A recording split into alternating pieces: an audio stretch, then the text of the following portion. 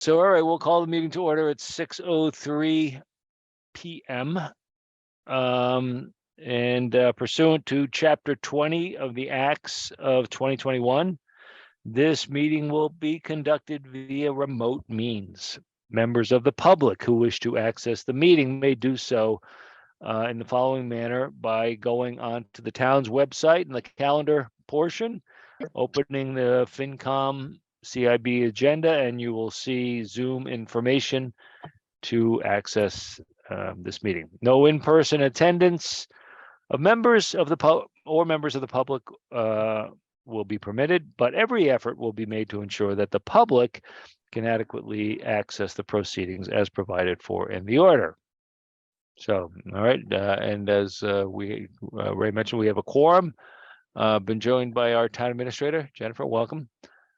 So let's call the first order of business is to approve minutes of the meeting of January 23rd, 2023. Pete, great job on those minutes. Do I have a motion?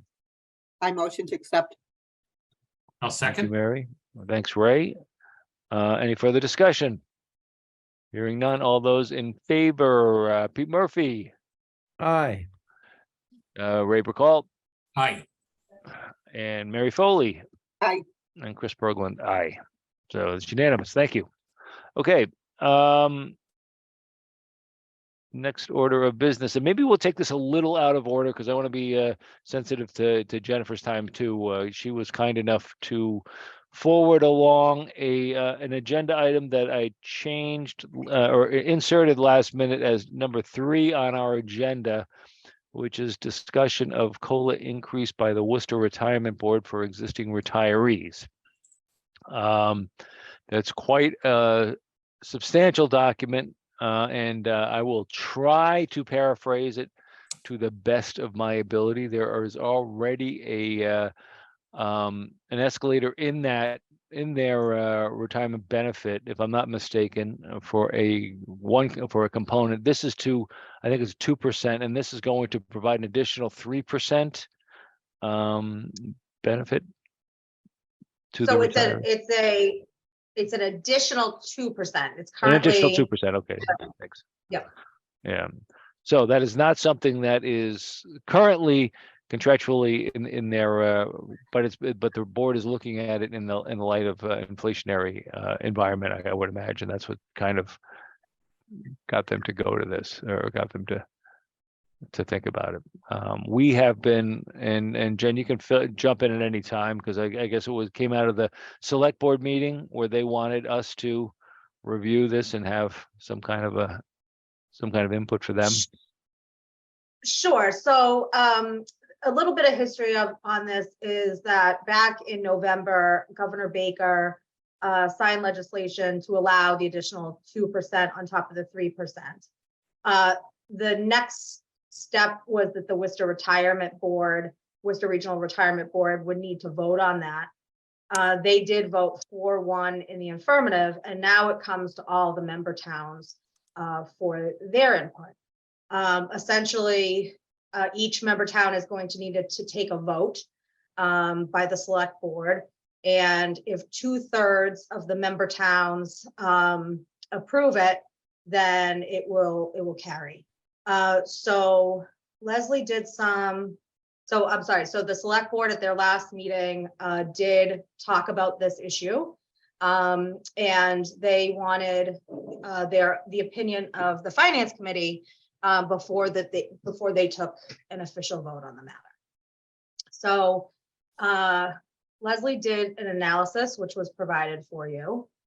So the costs of this one-time increase to West Boylston over 10 years is $308,838.89. The assessment would begin for us in 2026 at an additional $22,900.11, and then ramp up from there until we hit the full repayment. The retirement board did reach out to the retirees and ask them to contact, their local elected officials in support of this.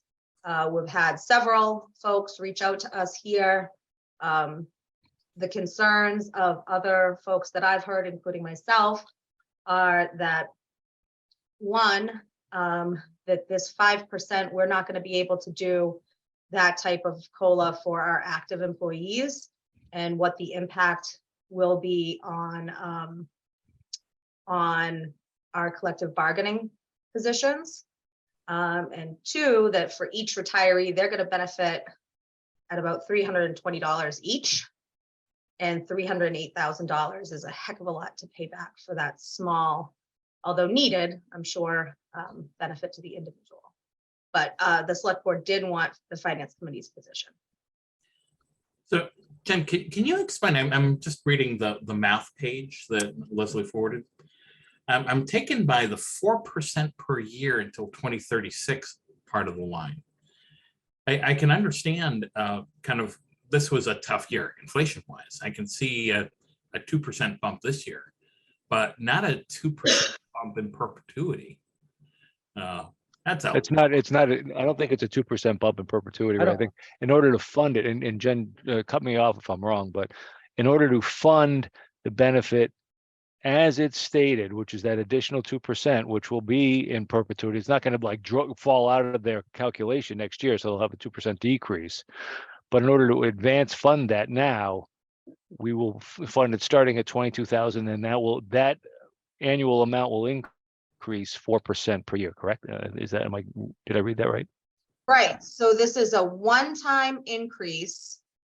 Up to the 5% is a one-time increase. It will permanently increase those people's base going forward. But the annual payments, the 10 years, are just to pay off this one-time increase. So if this was the math. Yeah, so if this was to happen again next year, there would be an additional assessment on top of that. That's correct. That's correct. And the actual formula that towns were provided was given to the towns in advance, but also explained by an actuarial at an in-person meeting that was attended by Leslie. After she ran these numbers herself, she did share them with the retirement board to make sure that she was correct, and they confirmed that yes, her calculations were correct. That's So- all that's all the slides at the back of the package. I'm with Correct. Ray. I'm not understanding this. So in other words, what Leslie is doing is she's using previous numbers for all those years and inflating each of those numbers by 4%, which represents a 2% anticipated increase plus this 2%. Is that what this is? No, so this is a one-time increase for folks currently in the system, FY23 only. They will each receive about $320 per person. The Worcester Retirement Board is essentially going to their reserve funds to pay for it this one time.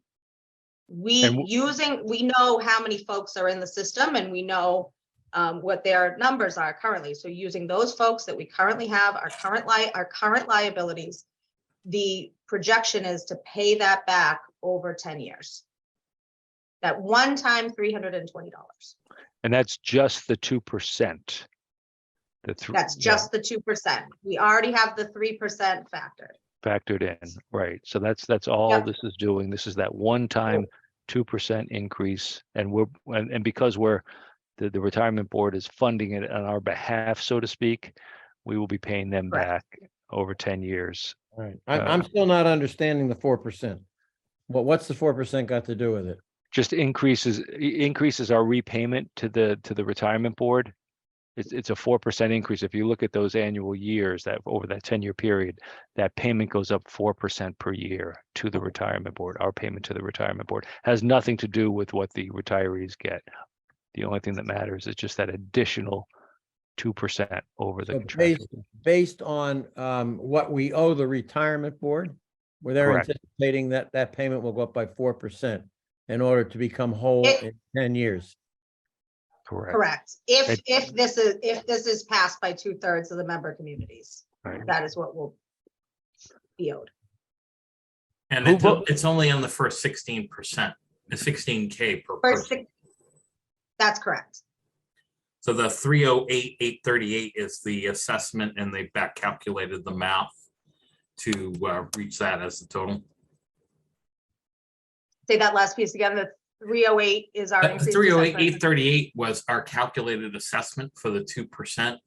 And Yes, somebody's worked backwards through this with an escalator to get it paid off in 11 years. yeah, 10 years, yeah. So as it sits, I mean, I'm looking at and this is just rough numbers, and I don't want to convolute it anymore. But it's basically a 1.5% increase to our, what we budgeted for retirement, Worcester County Retirement Board in fiscal year 2023, which was, I think, 1.6 million plus change, some change. So this additional 22,000 is a 1.6%. Okay. Not to get hung up on details, but I hear 10 years mentioned multiple times, but this is 11 years worth of repayment. There's 11 entries. You are right. It's definitely not 10 years. Okay, so it's a 11 years then, I'm sorry. I just want to look at their slides real quick at the back. Thanks, Ray. It's somewhat arbitrary. Somebody decides how many years you want to put in. You can. Well, the retirement board has decided that for us. Okay.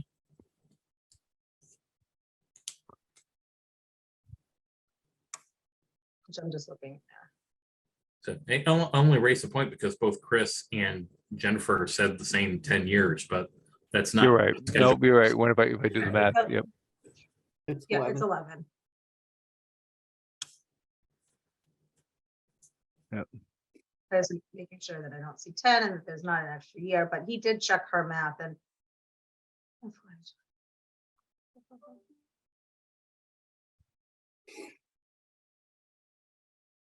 A lot of slides here. Bear with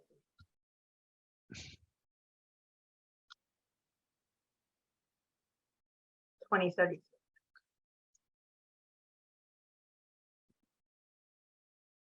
She has it ending, I'm just go back in 2033. No, 20, hold on a second.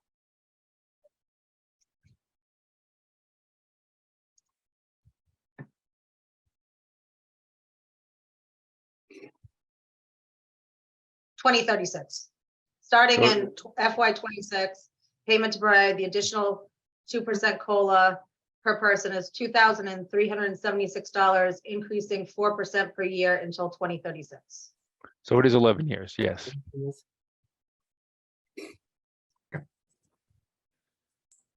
Thank you, Ray.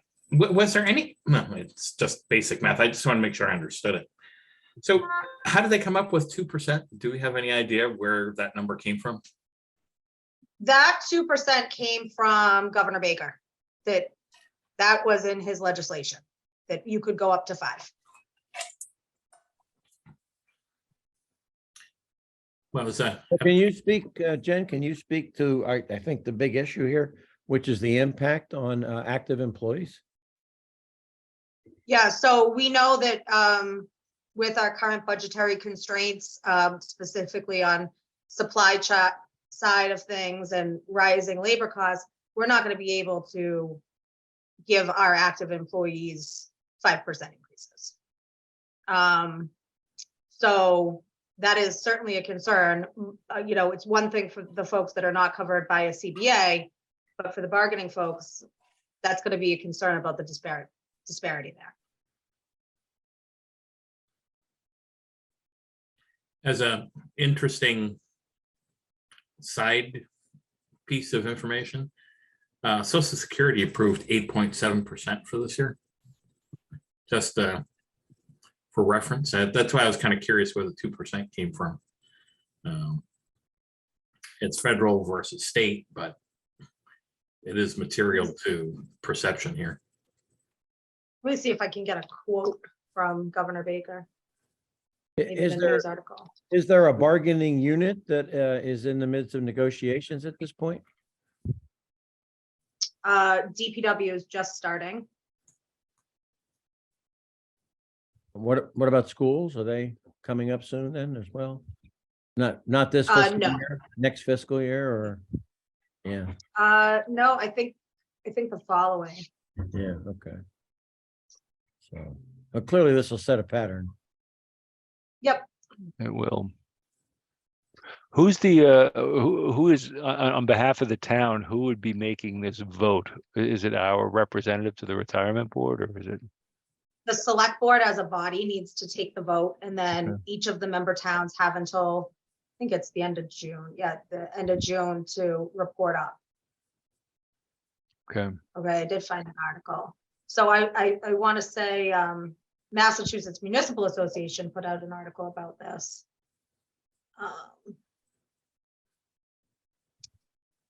I'm going to just read one line that I think is important. This could be particularly challenging for fiscal 2023 since cities and towns have already approved budgets for the year and have pension funding schedules in place that likely do not contemplate a COLA above 3%. Now, they took care of that by saying it's not right away, but then you have 2 years to get it worked into your budget. But it's still a concern. But I think that the select board did not, I was still looking for something from the governor. The select board did not want to take the vote without having your opinion. My concern is it seems like it's going to snowball to the current employees. So I don't think it's going to be feasible. I don't think we can afford it.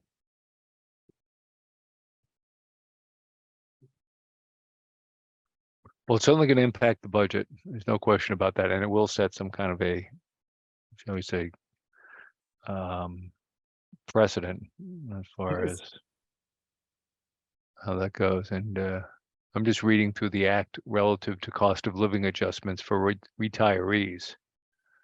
And it basically says that a retirement board may grant a cost of living increase of not less than 3% and not greater than 5% on the base amount.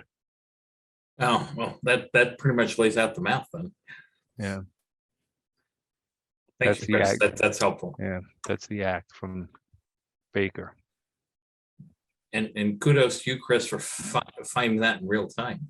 Yeah, well, yeah, it's luck. I think that was luck, but anyways, so we're I guess the expectation for us, for this body, is to go back to the or have a recommendation.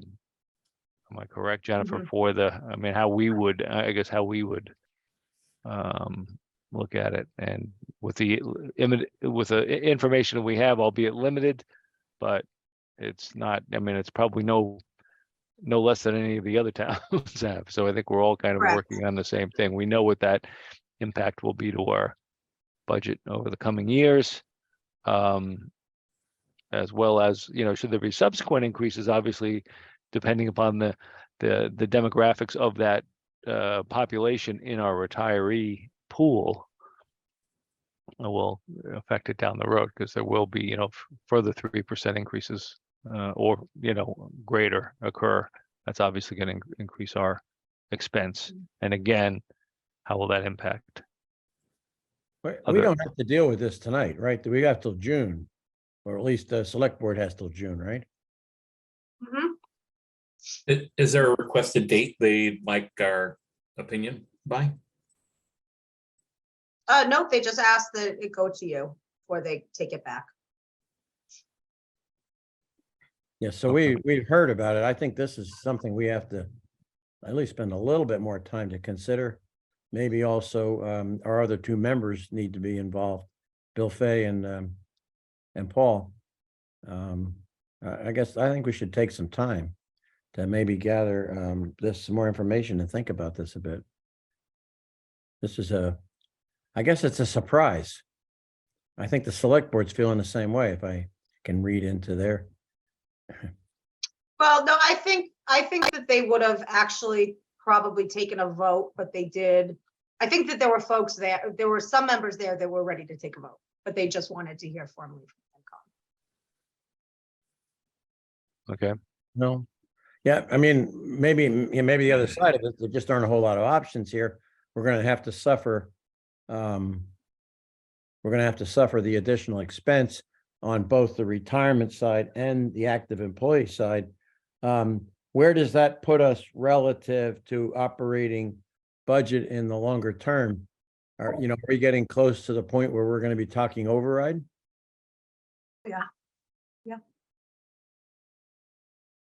I would think so, yes.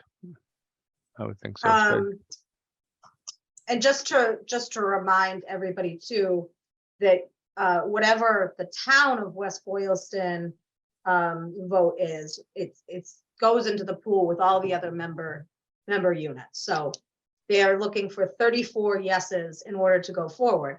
If there's 44 yeses and West Boylston was a no, we still are bound by the increased assessment.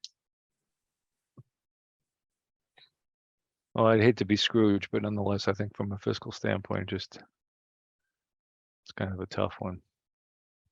And I know, Ray, what you're saying about the 8% for Social Security, but I just don't, if the federal government wants to pony up and send us a supplement, that would be great, to help fund it. But I don't see that, and I don't know where, I think that the reality is, where does it come from? And I don't want to mean to leave the retirees in the gutter, and I'm certainly not trying to do that. But by the same token, it's going to come at the expense of our current budget.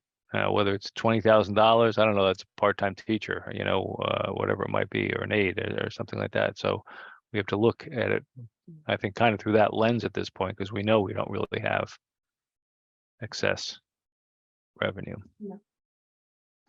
I'm fine with, Pete, I hear what you're saying. We want to wait and defer this to the next meeting or something like that so that everybody else can jump on, but I'm more than happy to do that. I entirely endorse Pete's suggestion. We take a little time to think through this.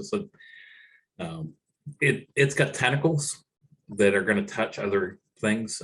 I think we really need to have our hands around it. I mean, as much as 23K in 2026 would be problematic, it's not a profoundly high number. The issue is more the impact on active employees. And have you gone through to calculate a 2% bump with active employees, where that would put us? If we bump them all to 5%? For instance, I'm just trying to bound No. the problem. No, I can, is that something FinCom would like me to do? Oh, I think I that mean, will help define the problem a lot better. Not Well, that we can do anything about it, but at least we'll know that, how close we're getting to the point where, we're going to be in revenue trouble. yeah, unfortunately, I'm looking at some salary numbers. I could go through last year's budget and just run a down and dirty on each category for the next meeting if you want me to do that. I mean, that's for the operating. I don't have salaries from the schools. That's the one thing I don't have. So I don't know what that is. I can try to break out. Oh, I do. I think I do have their budget. I'm not sure if there was a final one that was done, but I can come up with a ballpark. It's going to be, Yeah, you'll be close enough. yeah. So Jen, let me ask you from a negotiation standpoint, you've got the union contracts coming up over the next 1 to 2 years.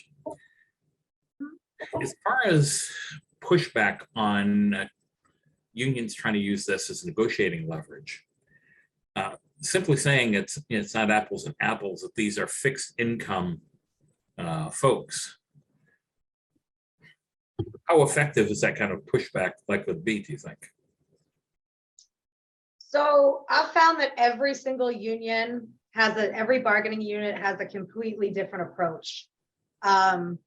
So there's some that really are realistic, and there's some that come in asking for the world. So I don't think that there's a great answer there. I know that I've heard unofficially that the asks are going to be significant. And so it's hard to say no when for 1 year only, we're costing taxpayers really $308,000.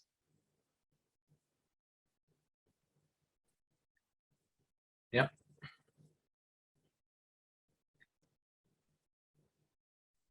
Ray, what do you, I mean, But I just will so, say, I just want to add this, though. I gotta look for it. I just went to MMA conference and somewhere on my desk in the sea of things, they had the recent, I think I might misquote here, but they had recent arbitration decisions, and towns were affirmed for holding at 2%. But that's a costly process in and of itself to go to arbitration. With no known outcome before you start.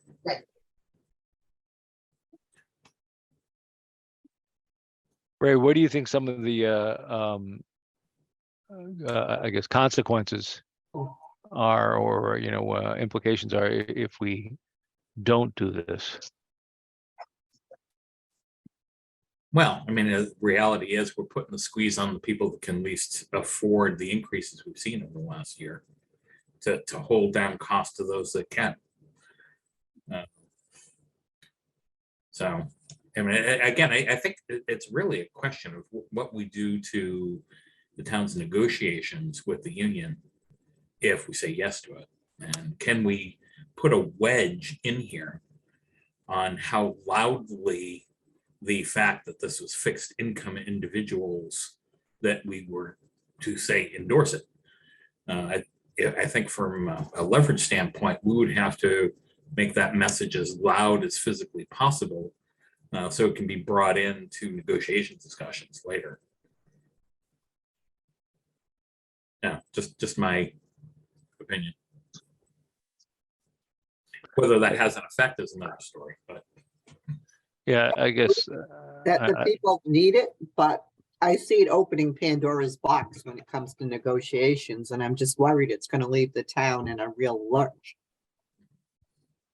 I mean, you know, well said, Mary. I'm just thinking, you know, is $30 a month really making the difference? Because that's what it comes down to, right, Jen? I mean, that's what we're talking about on average per employee, Yep. Yep. $1 a day. It'll be a one-time payment.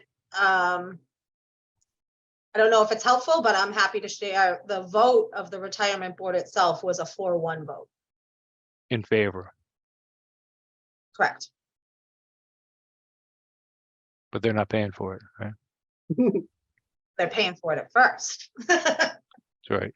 But they know they've got their claws into us to get it eventually. They Okay. don't have to go before the public. Right, Exactly. right. Yeah, I'd like to move that we table this and keep it on our agenda for coming meetings and maybe also in the minutes, our two absent members can also get an idea of what we're talking about.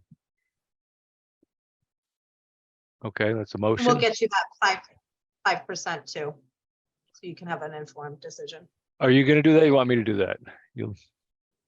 Either or, we can do it. All right, that would be great if you could, yeah. Is that, I think it might be better if they take care of it. The board of selectmen may very well ask the same question. So it'd be best we're sharing the same details. okay, and then we'll have the same source. All right, so we have a motion from Pete to table this. Jen, is there, well, let's first get a second on Pete's motion. Second. All right, Ray, thanks. Second. So we don't have a specific time period that the select board expects us to be back to them? I mean, is that something? No, that's fine. As long as we get it to them, you know, if you could wrap it up by May. Oh, That May, all way right, they yeah, can get it oh, yeah, before oh, yeah, June. no. You know, Whenever you feel right. yeah, I don't think, you know, and again, and I'm not sure that we're gonna need a lot more information. I think that perhaps that comp number as to what it would do to the overall town exposure on comp should the additional 5% be, I mean, that's going to be substantial. So I mean, that'll be real dollars as far as we can look at that from a taxpayer standpoint as well. And the others we wouldn't be able to amortize the way we can with the Worcester retirement. Right. Right. It would be an upfront hit. Right. And that's going to, and again, that will probably also just feed in to future retirement benefit payments as we look at that. So that's not gonna, it's gonna increase that over time. But all right. Jen, do you think that this would be a topic at the Maytown meeting, if this would come up in any way?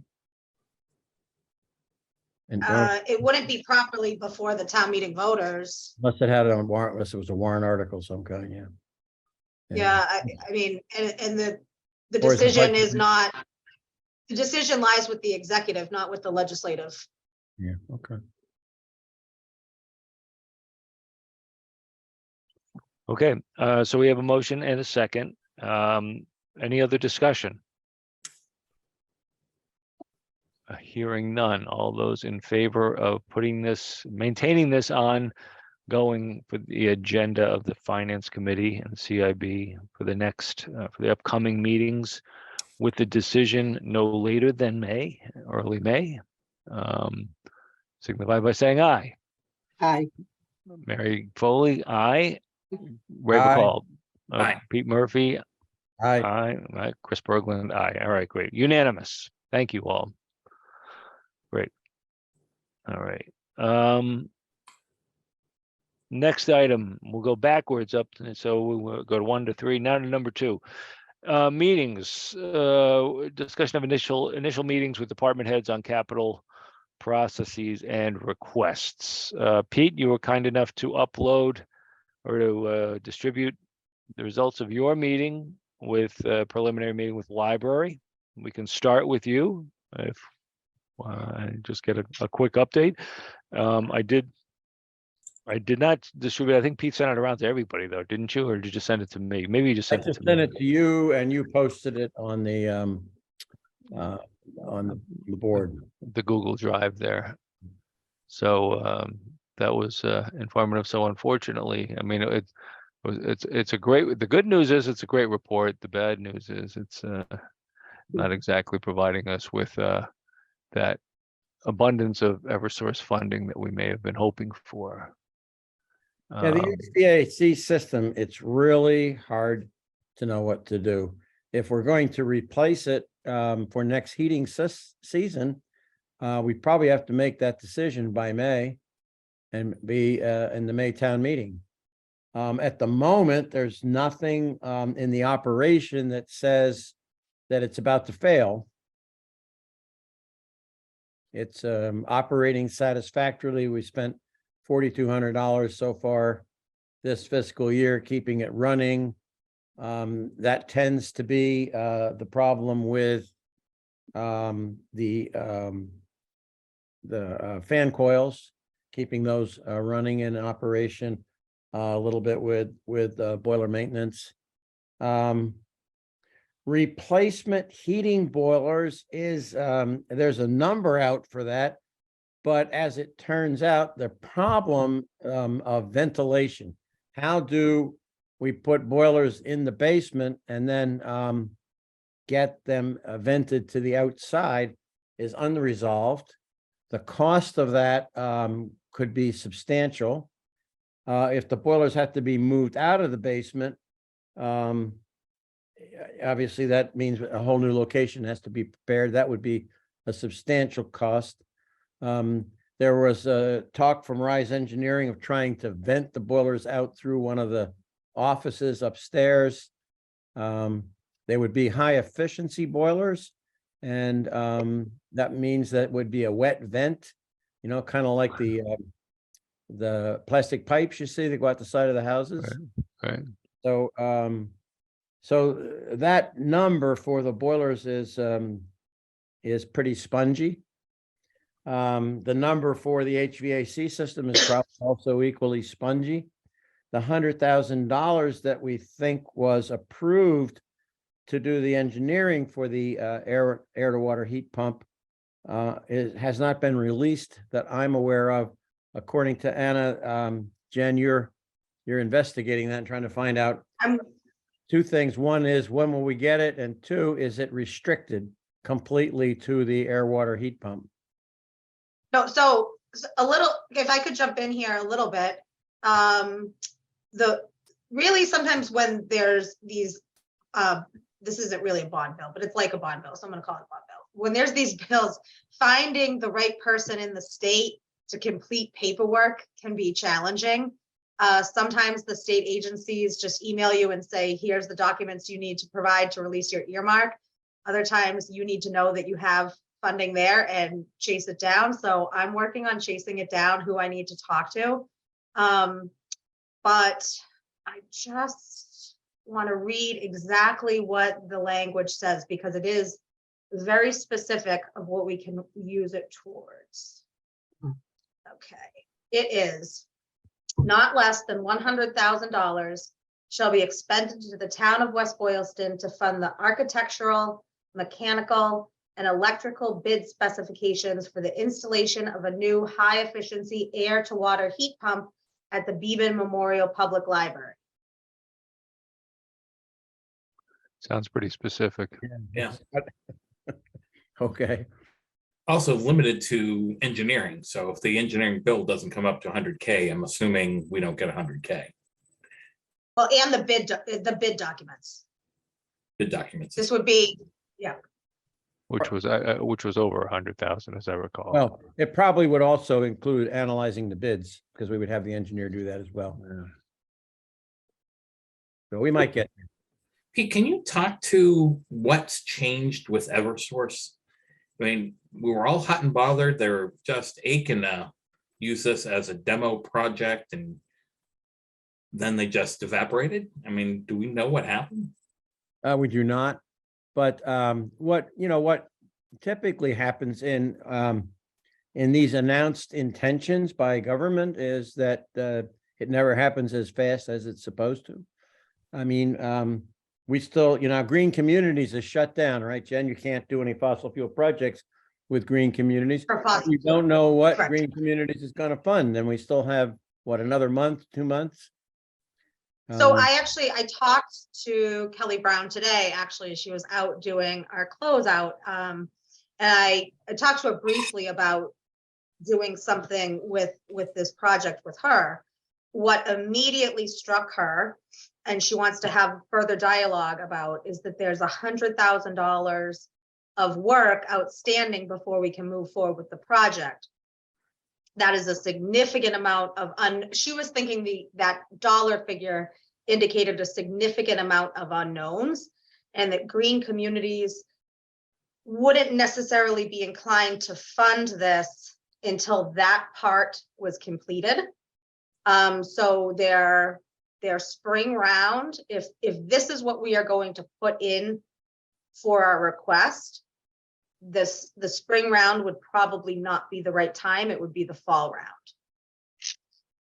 So specifically though, Jen, the engineering is done. What that means is we have done the engineering that says, yes, we can do this project and we will get this kind of performance out of this equipment. And so this additional work is to prepare a document that vendors can bid to. Yeah. So when she says there's a significant number of unknowns, the unknown is not that we can't do it. We can do it. We've engineered that. What we don't know is exactly how much that's going to cost and how long it's going to take.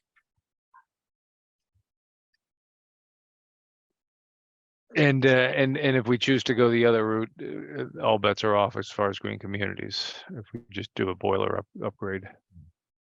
That's what That's correct. Because that was the alternative. So I mean, the state's slow here. This is all evolving. They had promises that in 2022, this was all going to be defined. Didn't happen. My inclination is to kind of is to wait one more heating season. Just talking to Anna, the vendors are not telling her that failure is imminent. There hasn't been anything that's happened this heating season. During the very coldest weather that we had last week, the library was chugging along just fine, according to Anna. So my inclination is, if we can, let's wait and see what the state's going to do. Not that I'm that attached to a heat pump either. I mean, if we saw any sign that failure was imminent, we ought to get this thing done and get it done right away. I don't know. It's a guessing game. From a just from a performance standpoint, Pete, your understanding, if it was a heat pump, that probably would have been put under some kind of stress and strain last weekend, right? I mean, with the severe cold that we had. Yeah, the design was set up to maintain temperature in the library down to, I don't remember if it was -5 or -8. I'd have to go back and look at it. Okay. And I had -14 here at my house. So yeah. But what would have happened is that the ambient temperature in the library would have fallen a little. Fallen a little bit, not a lot though. Yeah. Okay. I don't think it would have been that serious. My surprise, my split minis here, we're still pumping out heat in half decent quantities. Yeah, At -14. So, you get something. Technology. Zero. Yeah. Okay. But to the point about Eversource, honestly, I never understood why they cared in the first place of the concept of this being a demo project for somebody who's not within their payer base. Never really made a hell of a lot of sense. But it would seem really should try to get our hands around what exactly is that happened. And So I have favorable. my notes. Now I took, when we talked with Rise Engineering back in the fall. So candidly, I don't know what all these notes mean 4 months later, but Eversource paid for a watered down study to make a custom incentive program, and they were going to use this project to develop a formula for other applications. However, now they're not going in that direction anymore. Now they're doing prescriptive incentives. I don't know what that means. And they thought that this would be a good way to pilot application process, but with these prescriptive incentives, they're just no longer interested. If that means anything to any of you, you're welcome. If it doesn't, I'm sorry. It means they changed the rules in the middle. That's all. That's kind of all. They're gonna look at smaller projects. And Yeah. it just took too long. It's like a lot of these things. Yeah. Momentum matters. Well, I mean, I don't know where it might be. I don't think Jonathan Fitch could really provide us with any insight into this, because I think he was kind of on the outside looking in from the beginning. So He has an employee who was a former Eversource employee. He had the contacts. He made the contacts with Eversource. Yeah, you're right. I don't think John has any leverage. okay. Right now, I think, again, we can keep this on the agenda. We're going to talk to department heads and we're going to look at capital. I think right now we're saying, let's let this play out again a little bit longer. See what happens with $100,000. See what happens if we get Rise Engineering to actually write a specification. We can go out for bids. We can find out just how much it's going to cost us. In the meantime, the state may be looking at subsidies. They've got to be looking at subsidies. People aren't going to do these projects without subsidies. Yeah. Sometimes being the first is not the best. So, Pete, I think your suggestion makes sense personally. That's good. Certainly, it's dead on arrival if there's a $400,000 or $500,000 differential between them. We would never pay that difference back. Well, keep in mind, I mean, I'm just going to throw this out there for, again, to flower the conversation a little bit, but costs are not going down on these things either. So I think what we're looking at here is probably a best best hopeful estimate. I don't think we would get anything near that today, just by the experiences that we've seen in other things. I think you're absolutely right, but in the end, still, whether $400 or $600,000 differential, Yep. we're not going to fund that. Oh. And unless the state comes up with significant, high percentage cost bearing. Yep. It's not Yeah. feasible to do when, we've pushed the library back 3 or 4 or 5 seasons on the boilers. And they still Yeah. sound like they'll be okay. So, I think pushing it another year until the legislature clarifies some of these things. I don't know that we really have a choice. Okay. All right. Good. Well, and again, we don't have to decide anything tonight. I think we can No. let this ride and see where, Good. whether Jen can find our $100,000. Oh, I'm gonna find. I just need to harass the right people. Well, yeah. So and keep looking, because in Pete's diligent efforts there, he also we're looking at 2 years out for an elevator, roof. Again, these are all 6-figure estimates. The good news is the phone system's only 20 grand, so that's good. And but So Jen, the big surprise to me, I didn't realize this, is the library is non-compliant with ADA access.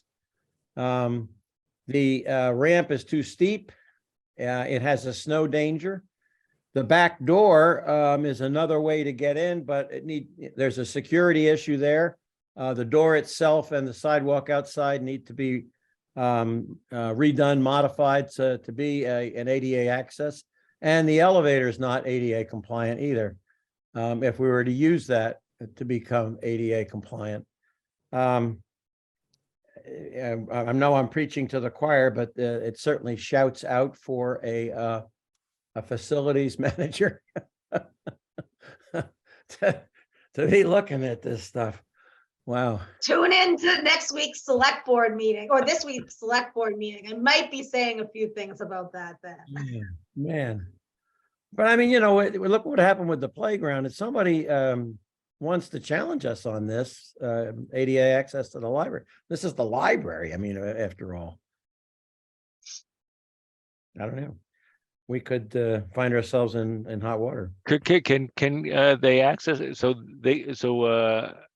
the elevator is not handicap accessible? The elevator has doesn't have, as I understand it, the right button panel to be like you could reach it. And there may be some issues with the door, button panel external to keep the door open properly. The elevator itself is big enough to put a wheelchair in, as I understand it, but there's a whole bunch of upgrades that are required to make it compliant, fully. Because I'm just thinking out loud. I mean, somebody could theoretically access the library from the basement, right? Go in that lower level. Right, but then somehow, the staff have to know people are coming in and out of it. Yeah, That's another. I understand. Okay, all right.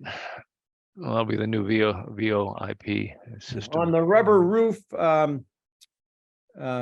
Whitney Bernard recommends that they get a replacement roof, even though repair is a possibility. He is a roofing expert. I think you all know that. So he's a former trustee. So we put that on as a replacement. Yeah, and I would add that Whit advocated putting this off for, must be close to 5 years. So that the fact that he's changing his position, I think, is pretty material. Yeah, it's time. It's time. Okay. Okay. Thanks, Pete. Unless there's anything else, any questions? I just want to jump in on the VoIP phone system. I know it's out until FY27. We're having some issues with our system here in town hall. Some other departments are having issues as well. So I'd like to see if we can perhaps do something on a larger scale all at once through multiple buildings. and see if there could be some savings there and get us all on the same system so we can just transfer numbers from one building to another. How old is the current version of the phone system? It's only like 3 years, isn't it? Yeah, it is not very old, but it is it's going down a lot. The server needs to get, the phone server needs to get reset a lot. So I don't, there's a question of whether it potentially was damaged with water in the leak or flood. Don't know the answer there. We have somebody coming out this week to look at it. Great. Well, perhaps we can update the FISP on that when they look at all these good things. Yeah, one other question was, Jen, the building survey, that's something you generated? No, it's not. So actually, Ray and Chris told me about the building survey. So when FISP was last meeting in late spring, early summer of last year, there was discussion of this building survey that I think maybe Christina Padoni might have had a hand in creating the survey, but all of FISP worked on it together, from what I understand. Ray, if I'm wrong, jump in, please. That's correct. Okay. And so it went out. The thought was that it had gone out to all the department heads. It did not. So with asking FISP to get activated again, I did send it out to everybody to work on. I've gotten back a handful of them so far. Other folks are working on them. And what I'm getting is some things the department head has a clear answer for, and a lot of items they say unknown. They just don't, without that facilities technical expertise, they really can't answer some of the questions, which is informative in and of itself. Yeah, this was supposed to have gone out early summer, and the department heads were being given, I think, 3 months to get an answer back so that we could have addressed it before the fall town meeting, but it never happened. All right, more to follow, I'm sure, on that one. Thanks. Jennifer, do we have a date of agreement yet for the FISP? Well, I was just talking to the municipal assistant today about that, and we have not heard back from every person. So I said, let's just go ahead and schedule it. So we're going to be posting for the 22nd next week. February 22nd? Yes. All right. And Jennifer, you may or may not have been there for the meetings, but there was quite a lot of feedback about meeting times. Okay. 6:30 was the agreed upon slot.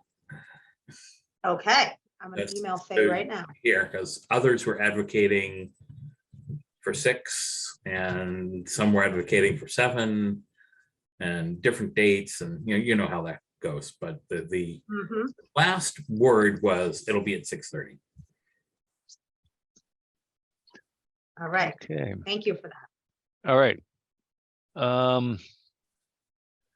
Thanks, Ray. Are we good? So we're good with Pete. Thank you, Pete. Great report. That's good. Mary, anything you have? Great. First off, Paul just texted me to say there's no service in the restaurant he's having dinner in Florida, so he's sorry. So I'm not buying it, but that's all right. That's Well, all right. You can enjoy it. come on. Yeah. But we did go up to visit with the fire chief last week, and he's very informative.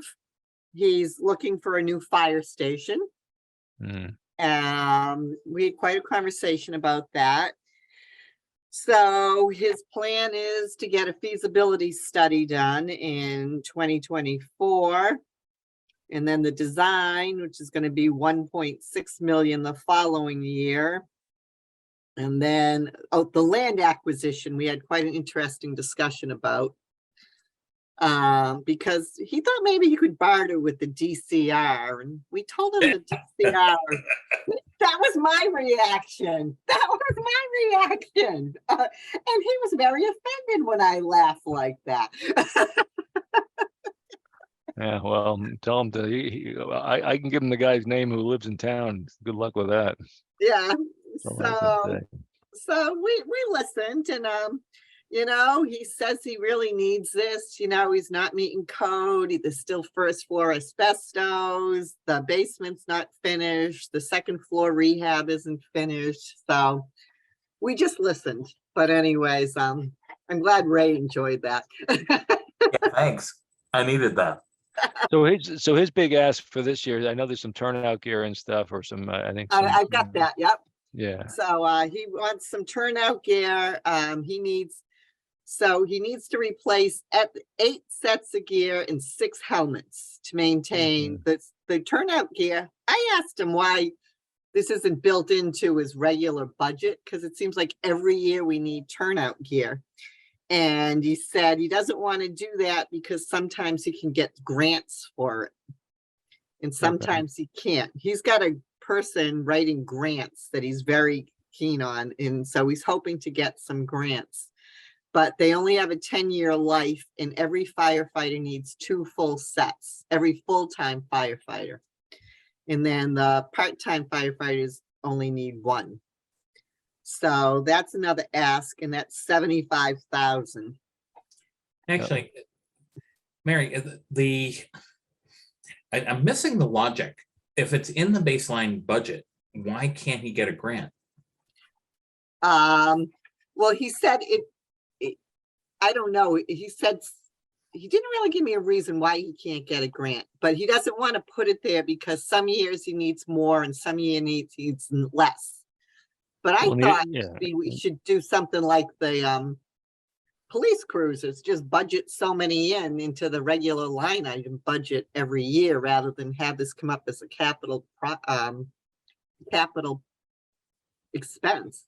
But I mean, that's something we can certainly discuss. But I think he needs it so often, it shouldn't be a capital item. It's probably not grant grant worthy year in and year out. There's probably times when it's more competitive. It's a competitive process, I'm sure, competitive process, and they look at the whole scope of the grant request. So I would imagine that maybe some years you can get it, other years you can't, but still a good point. I mean, I guess still apply for the grants year in and year out, and if you get it, that's great. You don't need to spend the funds.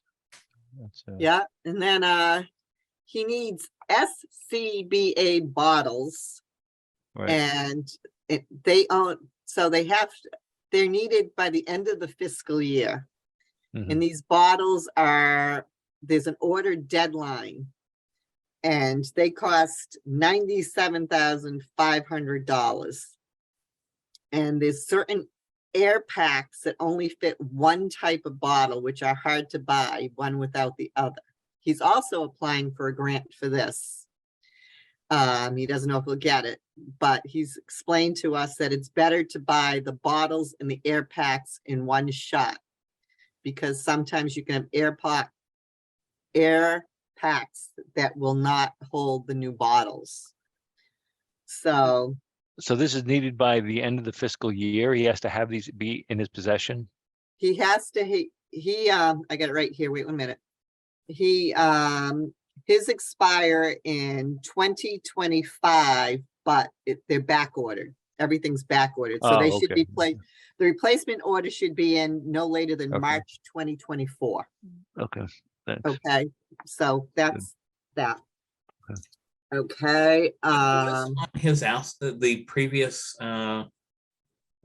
chief's ask list, the scuba bottles. I don't remember hearing that before.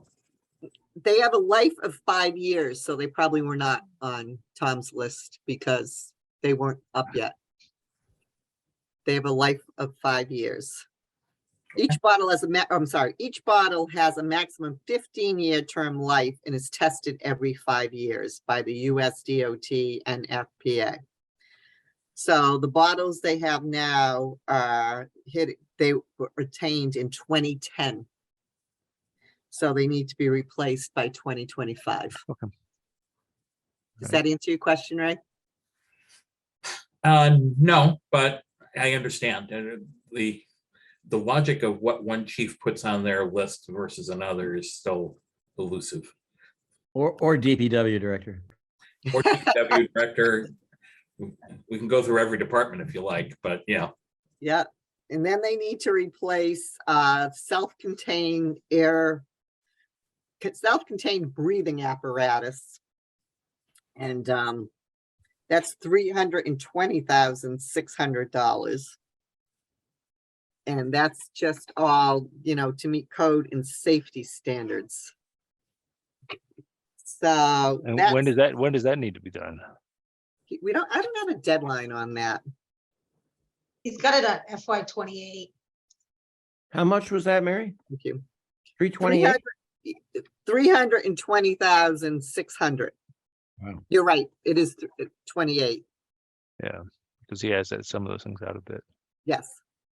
Eric, do we know if he's actually gotten bids for these things, or is he going from a state bid list, or do you know the nature of the figures?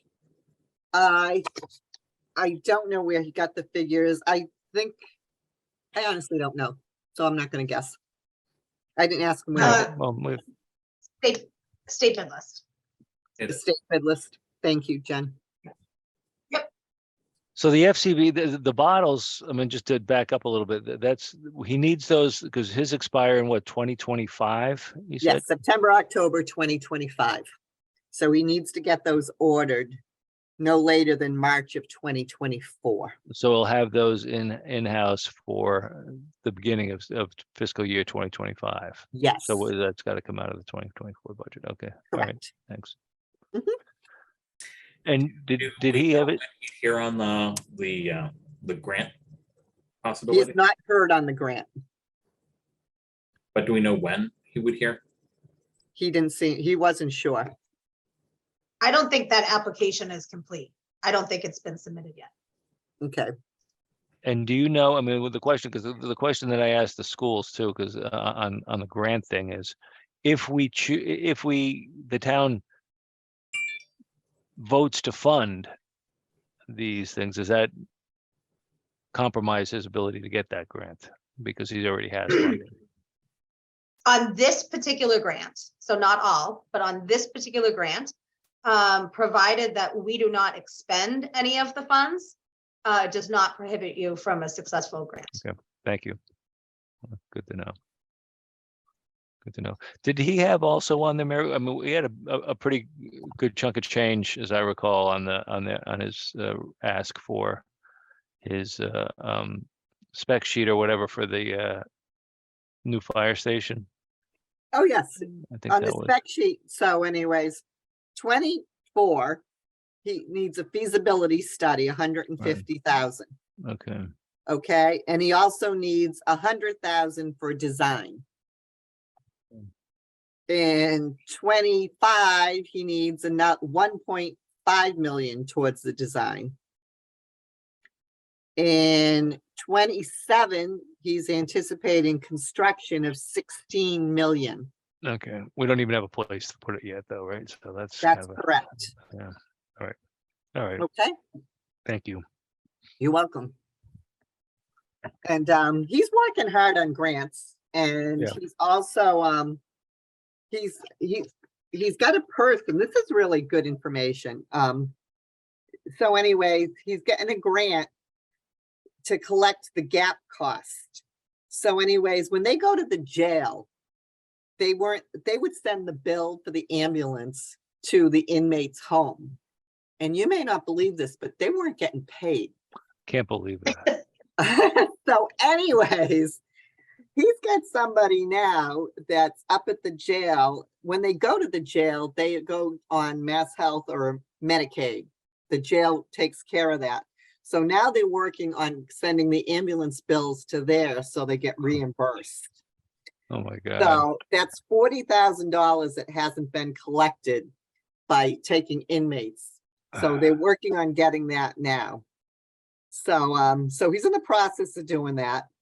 We asked him about regionalization, and he said it comes up all the time. And he said, You know, we're regionalizing. We have the dispatch center. We only pay $150,000 a year, and that's saving 8 full-time employees.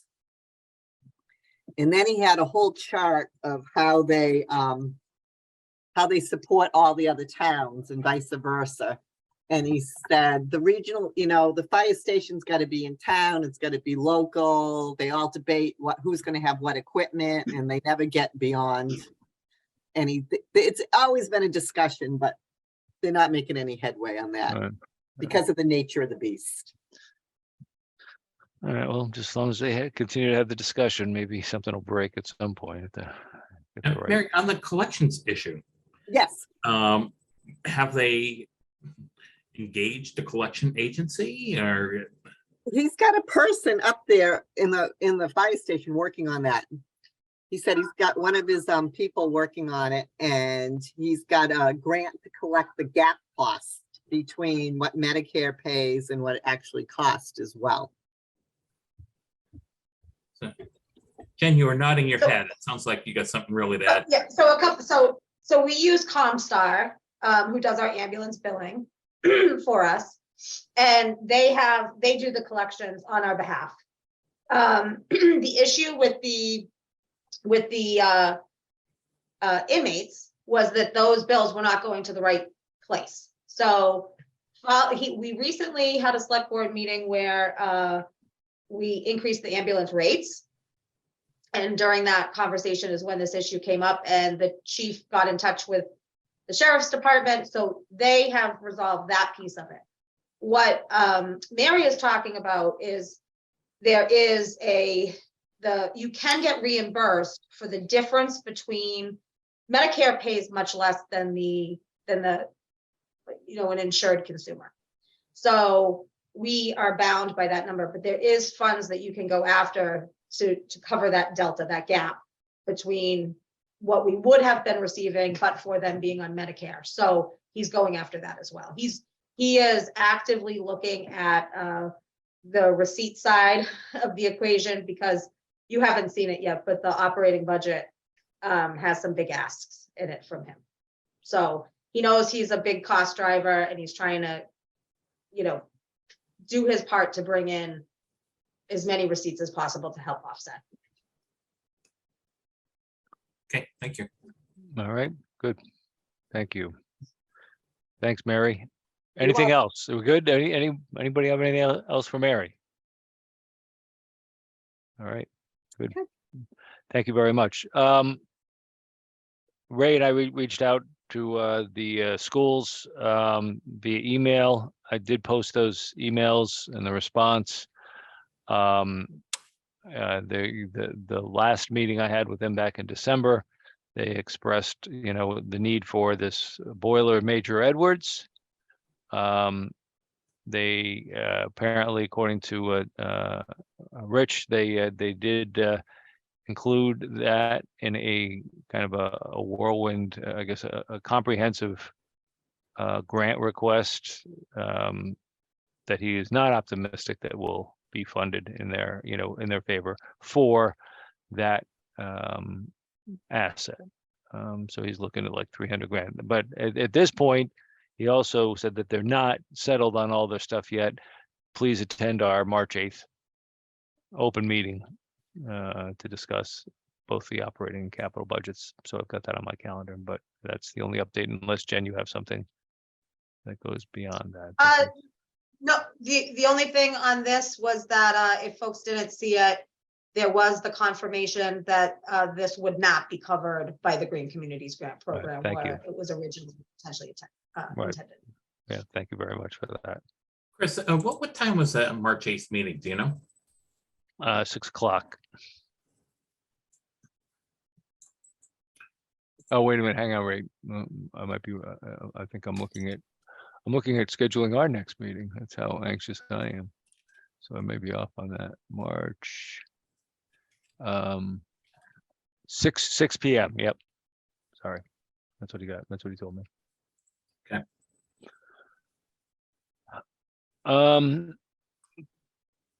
Okay, so if there's no other questions on that at this point, we'll mosey down the agenda, town accountant reports. Not sure if anybody has any. Before you do that, Sure. there is no DPW report at this point, and we're gonna wait for Bill. I Okay. don't have anything. Yeah, he did not give me anything. Yeah, Other than he did tell us some stuff at the last meeting. Yeah, it's But, not, we got time. It's okay. Yeah. Yeah. Thanks, Pete. And nothing on the police, Mary, just to back up. I mean, I'm sure other than what they just gave us. You didn't, oh, you're silent. You're mute. Sorry. I didn't check in with them yet. I just Okay, didn't that's fine. hear of Just get- anything. Just getting going. Go ahead, Jen. The only request that I have from them is just their vehicle replacement. Cruiser, There- yeah. No other capital requests from them. All right. Chris, on that score, the agreement we had with the chief was 4 vehicles every 5 years. 5 years, yeah. It looks like it's 5 every 5 years. Vehicles in for 5 years right now. That's what he's got. Yeah, so that'll be a good question to have and a good discussion when he comes in. And Mary, maybe that's something you just want to mention to him as well, that if you chat with him. Because in that I little will schedule, try. that's Mhm. great. Chris, and also before you go on, with the schools, I think it is not in their best interest to wait until March 8th. Now, I'm not sure how much we can really get done before then, but to at least open the discussion about trying to figure out if there's a non-override way to service some of their needs is not something that's going to happen overnight. So we can discuss this offline as the school subcommittee, but just for everyone's benefit, I have concerns with their approach to this process. It's kind of keeping arm's length distance at this point. If they're not ready, that's a fair statement if they're not ready, but if we're looking to plot a pathway from here to funding some of their needs, we shouldn't wait too long for those discussions. Okay, I mean, I don't disagree with you. I mean, I can certainly follow up with Rich and see if there's a way that we can, get a peek behind the curtain before March 8th and just see what's, I mean, because I guess the bigger concern for me is the capital. The capital is the capital. He's looking for 300. They're looking for $300,000. I mean, right? It's right out for that boiler, because I think they look at that as an emergency repair, because without heat in that building, they're closing the school. I mean, that's, and we know that's it. So as far as capital goes, I didn't see him, breaking us. He didn't sound urgent with the vans and all that sort of stuff as much as he would like to find a solution for that. I mean, I think that's part of that comprehensive grant piece that they've submitted. I'm not sure. I haven't seen all the detail on that. I can certainly, reach around and see if I can get a look at what he's thinking about, because I think that grant request that he made was I think like $500,000 or something is what the cumulative was going to be, and so which obviously includes many things. Chris, I would just suggest you and I have a subcommittee meeting and kind of walk through logistics and Fine. what we can put on the table that will evoke a positive discussion. Okay. Well, we'll do that. So you and I can catch up and schedule something. Yeah. It's been well over an hour. I mean, so town accountant reports. Anybody have anything of interest there that they want to scroll down? Guessing, I think the last time we saw was December. The last ones I had were December, but I think I loaded them up at the last meeting, which we didn't address. Capital spreadsheet. Go ahead. Chris, I assume you kind of perused them. Were there any expected deficiencies on the revenue side? Not that I recall. I think it was pretty straightforward. I think Leslie pointed out one. Hang on. There was one thing in there that she mentioned.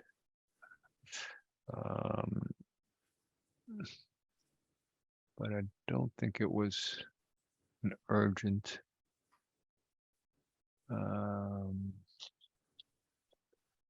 November. Essentially nothing of concern to date at this time with the halfway mark of the year, fiscal year. No concerns with any of the department budgets at this point. Obviously it could change anyway. I think her ongoing concern is snow and ice. And I don't know what that's, what the last couple of weeks have done to her on that, but we're obviously in pretty good shape, so. That's good. Jen, if I could, Anna raised the fact that it's becoming really difficult to get part-time help in the library. And means she may need more full-time people. And I know the fire department's had trouble with call-out people. It looks like, you know, depending on part-time people in the town is becoming more and more difficult. That might have an impact on budget, I'm guessing. Yeah. So I haven't had to directly address this issue yet myself with the transition, but I've heard that in the past, whenever there's been a transition from a fractional employee or part-time employee to a full-time benefit employee, that proposal is met with significant opposition. I think, though, that you're right, that folks are not really inclined to come and stay very long if they don't have the benefits. And when we talk about benefits, it's not just health insurance, right? So moving from the part-time or fractional to a benefited position means you also get personal days, you get paid holidays, you get vacation time. And so, you know, it is definitely difficult to attract people. I just posted a 19-hour-a-week position, and I'll be very interested to see what we get. There was a little bit of discussion about increasing that to a benefited position, and it was dead on arrival. So I think your concerns are valid. I think that employment in the municipal sector is only going to become more and more of a challenge. We don't offer things that the private sector offers. And there's not people who are as eager to come and work for their local town as they were 10, 15 years ago. So it's definitely going to be something that we're going to have to grapple with. And I think that perhaps people are going to have to see the actual results of not being able to fill these fractional positions. Thanks, Jen. Jen, if you just posted the position, just out of curiosity, how much background, how much skill level are they looking for? The one that I posted, For instance, the fractional, yeah, it is a position that, well, I'll tell you what it is. It's posted. It's the access coordinator position. So you need to have ability to film, to edit film. It would be beneficial if you also had a familiarity with PEG, which is different than just regular filming, and the Castus system, which is what takes the video here tonight and puts it on cable. So it's not something that we really could train somebody in. so this isn't a library position. This is a No. I was just using that as an example. okay. Yeah, just based on Pete's comment, I was just curious that, you know, is the difficulty associated with asking for high qualification level and offering no benefits, or is it a general access, you know, a bright college graduate could handle the position if they're looking for part-time work, that kind of thing? Yeah, what Anna just said, Ray, that there used to be moms, you know, who thought it was beneficial to take a few hours at the library. They could stay home with their kids. Those women are disappearing. They have full-time jobs. They want full-time jobs. They're just, it's changing. Things are changing significantly. I mean, I'm just listening to what she's telling me. So, you know, but I thought I'd bring it up because it's certainly going to have a budget impact if we have to do more full-time employees. And it's certainly, Anna's thinking that's going to happen at the library. Right, she did, specifically to the library, you know, she did also express that because the hours are so minimal, when somebody finds something else, she's turning over the positions more often. No doubt. Yeah, it's definitely different. the culture is so much different. The vocational workforce is, expectations are different. And as well as all the, remote work now has opened Working up from home. doors. Yeah, has opened up doors to those moms that used to be able to go into the library and they can now work from home with the same benefits, but even more. All right, well, great, thanks. We'll bypass the capital spreadsheet. I figure I'm just keeping that on the agenda just so we can track it, because I think that's something we want to definitely re-engage with after, most likely after budget season, but let's get that upgraded. Next meeting, unless there's a, other, well, let me get to that, because I'm looking at February 27th. If that works for everyone, hopefully we can get an update from Paul and Bill at that point. And then also just follow some of this other things as to where we go. I'm not expecting Jen to have anything definite to us by then, but maybe even the possibility that she might have something. Are we gonna try to stay on Zoom, Chris? I understand. Isn't the state's approval of Zoom expiring sometime soon? Or did I hear that, or is that a mistake? No, they've extended it. They have Yeah. extended. I think Zoom might be here to stay. Yeah, good. Yeah. So we're talking a Zoom meeting, 6 o'clock? I think until we start getting a lot I'm of paperwork and everything to exchange and face to face with department heads, let's keep it on Zoom, because I think we can be a little more flexible. Yeah, I can do Feb 27th, yep. Okay, Everybody else, Mary, you good with that? I'm good. Yeah. Ray, you good? Yep. Jen, you're welcome, and hopefully you'll be good, because I'm sure there'll be more to follow. I know you love tying up your evenings as well as your days. Yeah, I can do. see hoping it. for I can 2 a see week. her right across. I can see right in her window. There you go. Beautiful. Great. Anything else? Any other business to come before us this evening? Move to adjourn. Hearing none. Thank you, Mr. Murphy. Second. The second, thanks, Ray. Or was that Mary who had the second? It's Ray. It was Ray. Okay, good. Thanks. All those in favor signify by saying aye. Pete Murphy. Aye. All right, Ray Bacall. Aye. Mary Foley. Aye. Chris Berglund, aye. Thank you all. Jen, thank you for your All right. time. Everything. Thank you all. All righty. Have a good one. Well, take care.